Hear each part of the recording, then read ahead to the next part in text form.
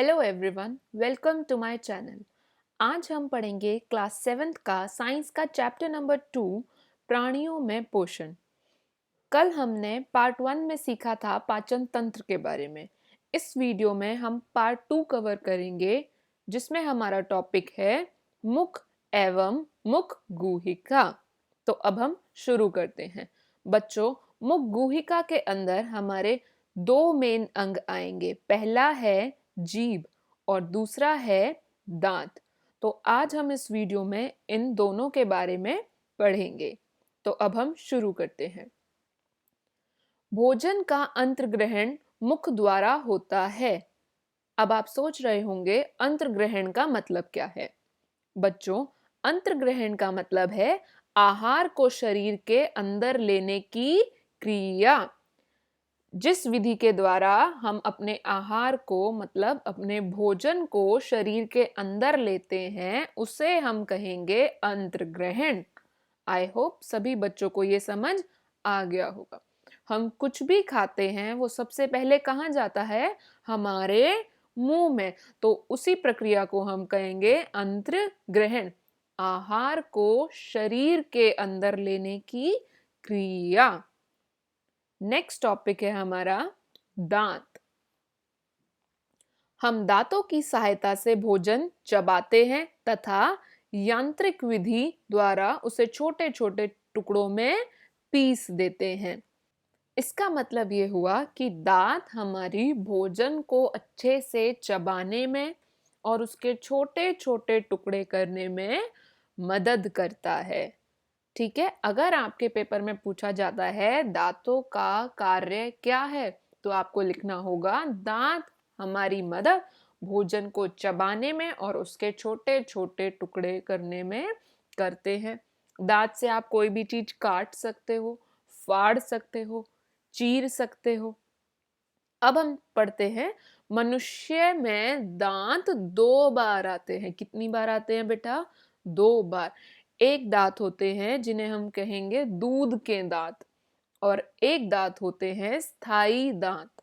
दूध के दांत 8 साल की उम्र में टूट जाते हैं और उसके बाद जो दांत होते हैं, जो पक्के दांत होते हैं, उन्हें हम कहेंगे स्थायी दांत।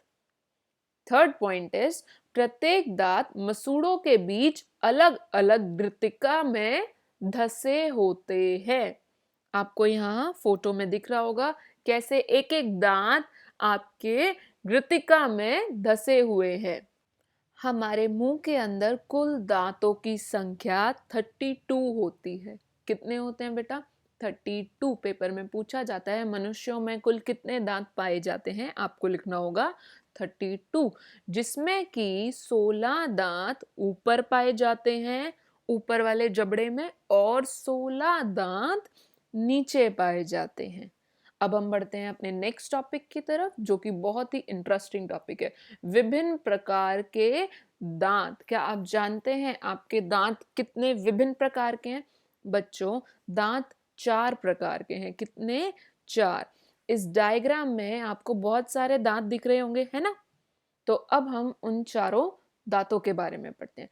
पहला होता है कृंतक, दूसरा है रदनक, उसके बाद आते हैं चर्वणक और आखिरी है अग्रचर्वणक। बच्चों, ये topic exam point of view से बहुत इंपॉर्टेंट है और बहुत बार अलग अलग तरीकों से पूछा जाता है। तो अब हम शुरू करते हैं। ये टेबल मैंने खास आप बच्चों के लिए बनाया है ताकि आप बच्चों को बहुत ही आसानी से ये टॉपिक समझ आए। यहाँ पे आप देख सकते हैं दांतों के प्रकार। कितने प्रकार हैं? 4। कौन कौन से? कृंतक, रदनक, चर्वणक, अग्रचर्वणक। अब हम पढ़ते हैं ये दांत क्या क्या कार्य करते हैं। तो बच्चों, कृंतक होते हैं आपके आगे के दांत। ठीक है, ये कार्य करते हैं काटने का। आपको जैसे एक सेब काटना है तो कहाँ से काटते हैं हम सेब को? अपने आगे वाले दांतों से, है ना? तो कृंतक का काम हुआ काटने का। अब हम चलते हैं रदनक पे। बच्चों, रदनक का काम है चीरने एवं फाड़ने का। मतलब जब भी मान लो आपको कुछ खाना है, फॉर एग्जाम्पल आपको कुरकुरे खाने हैं या लेज का पैकेट खोलना है, तो क्या करते हैं आप, अपने रदनक जो आपके दांत हैं उनका इस्तेमाल करते हैं किसी भी चीज को चीरने के लिए या फिर फाड़ने के लिए, है ना। तो अब बात आती है चर्वणक की। चर्वणक और अग्र चर्वणक ये दोनों ही आपके पीछे के दांत हैं। जैसे कि आप डायग्राम में भी देख सकते हैं, 3 दांत जो दिखा रखे हैं ये है अग्र चर्वणक, और जो 2 दांत हैं उसके आगे के वो हैं चर्वणक। ये दोनों क्या है, हमारे पीछे के दांत हैं। इनका काम है चबाना एवं पीसना। आप जब भी खाना खाते हैं तो वो जो खाने को पीसने का और चबाने का काम करते हैं वो यही दोनों करते हैं। ठीक है, सभी को ये अच्छे से समझ आ गया। अब हम बात करते हैं कौन से प्रकार का दांत कितनी संख्या में पाया जाता है। तो बच्चों, कृंतक प्रकार का जो दांत है वो टोटल 4 पाए जाते हैं। ऊपर कितने, 4। ये जो आपके सामने के 4 दांत हैं इन्हें हम बोलते हैं कृंतक। ये कितने हैं, 4। उसके बाद है रदनक। ये जो एक नोकीला सा दांत है आपके, एक इधर की तरफ एक दूसरी तरफ, दाईं और बाईं दोनों तरफ है, वो है रदनक। कितने हैं ये, 2। 2 ऊपर और 2 नीचे। ऐसे ही चर्वणक 4 ऊपर पाए जाते हैं और 4 नीचे पाए जाते हैं, और अग्र चर्वणक ऊपर 6 पाए जाते हैं और नीचे भी 6 पाए जाते हैं। सभी को अच्छे से समझ आ गया होगा। जो एग्जाम में पूछा जाता है क्वेश्चन बार बार वो ये है कि दांत के कितने प्रकार हैं, आपको लिखना है 4।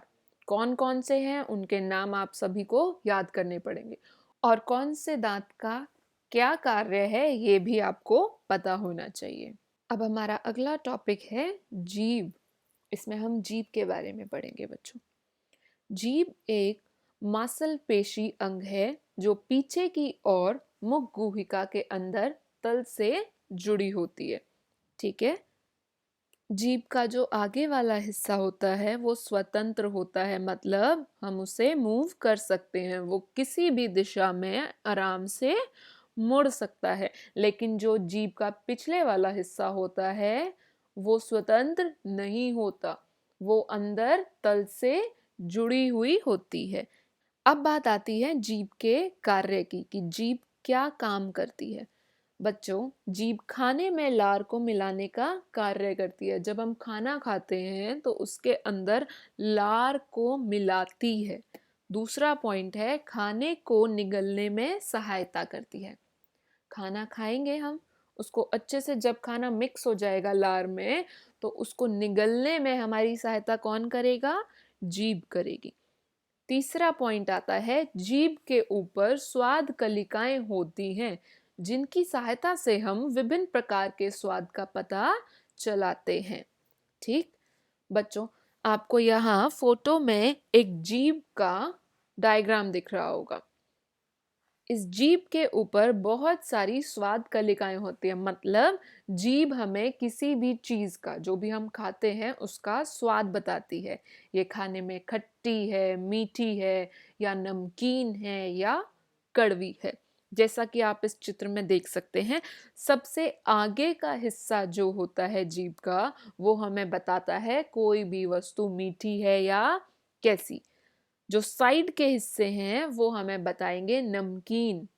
जो उससे पीछे के हिस्से हैं जो हरे हरे रंग के दिख रहे हैं वो बताते हैं खट्टा, और सबसे पीछे का हिस्सा बताता है कड़वापन।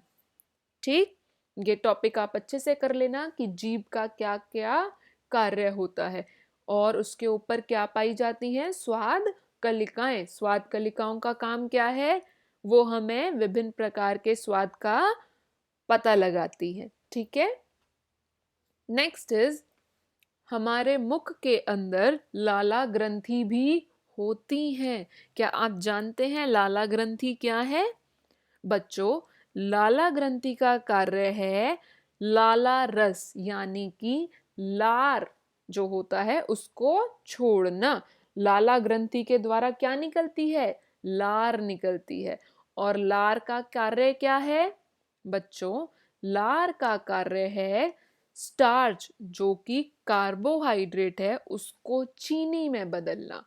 ठीक है, जब हम खाना खाते हैं, मान लो हमने रोटी खाई या हमने चावल खाए, उसके अंदर क्या होता है? उसके अंदर स्टार्च पाया जाता है। स्टार्च क्या होता है? कार्बोहाइड्रेट। तो जो हमारी लार है वो उस स्टार्च को चीनी में या फिर शर्करा में बदल देती है। सभी को समझ आया? और वो ऐसा क्यों करती है? ताकि हम उसे अच्छे से पचा सकें। हमारा शरीर स्टार्च को नहीं पचा सकता, इसलिए जो लार है स्टार्च को चीनी में बदल देती है ताकि हम उसे अच्छे से पचा सकें। अब हम जानते हैं लार का कार्बोहाइड्रेट पर क्या असर होता है। आप इस चित्र में देख सकते हैं कि जो उबले हुए चावल हैं उसमें अगर मैं जल डाल दूं, क्या किया मैंने? उबले हुए चावल लिए थोड़े से, उसके अंदर थोड़ा सा जल डाल दिया। अब हम उसमें आयोडीन विलयन, आयोडीन का जो विलयन है उसकी कुछ बूंदें डालेंगे तो जो हमारा मिक्सचर है उसका रंग हो जाएगा नीला। आप चित्र में देख सकते हैं रंग कैसा हो गया है? नीला। नीला रंग क्यों हुआ? क्योंकि उबले हुए चावल में क्या है? स्टार्च है। क्या है? स्टार्च है। जब स्टार्च आयोडीन से मिलता है तो क्या रंग आ गया? नीला। लेकिन अब अगर मान लीजिए हम उस चावल को चबाएं और उसमें अब हम जल डाल दें, अब उसका रंग नीला नहीं आएगा, रंग में कोई परिवर्तन नहीं होएगा। रंग में परिवर्तन क्यों नहीं हुआ? क्योंकि जो चबाया हुआ चावल है उसमें हमारी लार घुल गई है और जो स्टार्च था वो चीनी में बदल गया। सभी को ये अच्छे से समझ आ गया होगा। इसी के साथ बच्चों आज का हमारा ये टॉपिक यहीं पे ख़त्म होता है। कल हम मिलेंगे एक नई वीडियो के साथ। Thank you for watching. Please मेरा चैनल सब्सक्राइब करना, लाइक करना, वीडियो को शेयर करना मत भूलना। अगर आपको मेरी वीडियो अच्छी लगी या फिर आपको किसी भी टॉपिक में कोई प्रॉब्लम है तो आप कमेंट सेक्शन में लिख के मुझसे पूछ सकते हैं। Thank you for watching.